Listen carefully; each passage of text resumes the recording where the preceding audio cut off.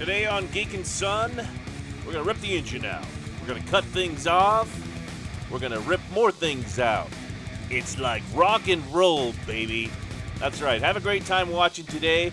Please like and subscribe if you like this channel. We appreciate it. And we think you're going to have a great time here on Geek and Son.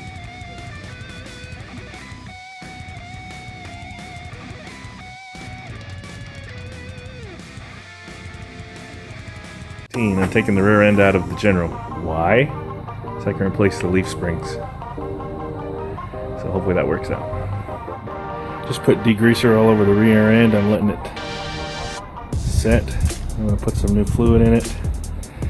Put one leaf spring on at a time. There's the old one I got off. Here's the back end without any back end on it. And I just took these old shocks off. They were just stupid and gross. You can see where the bolts are. A lot of work. Got the bushings out. And the new bushings in. And the new mounting tabs on. New screws on underneath those. Now, just gotta put it back into the vehicle and attach it. That sounds, fairly simple. Yeah. We'll see. It is under the car, but not attached yet.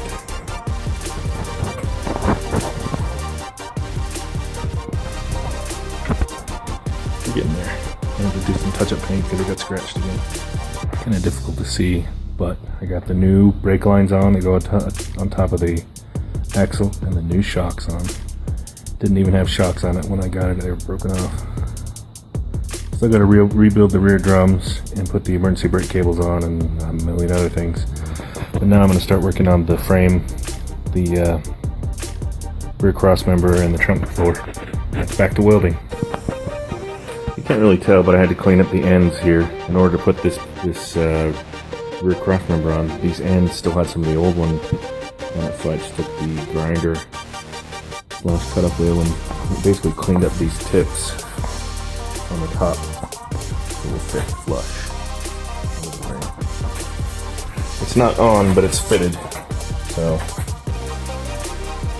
it's the outer wheelhouse that was rotted off. I need to make sure it's straight, otherwise nothing else will fit. So I'm going to take a break, make sure it all fits right. I only got smart and put gloves on these sharp edges since I've now hit my head on them twice.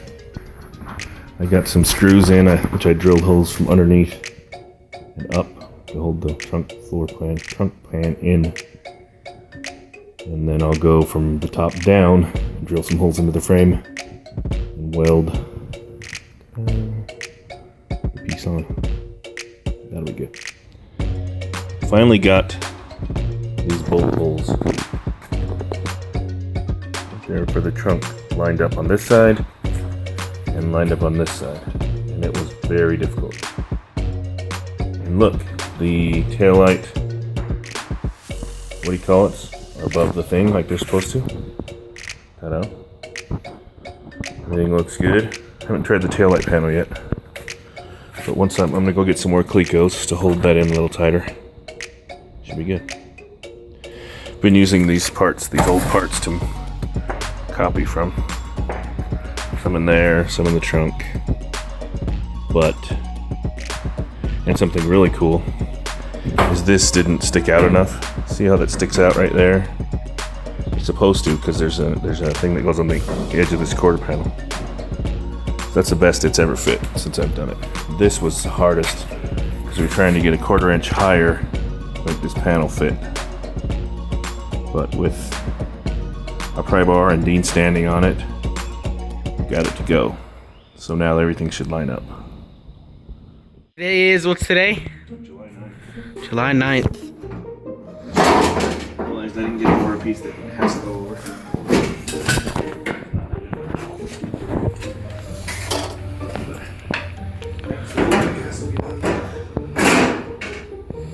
Good thing I have gloves on because my glove is now stuck in there forever. Is it really? I don't see. What part is it right here? It wasn't all skin. There was Is it up there now? Yeah, it's up.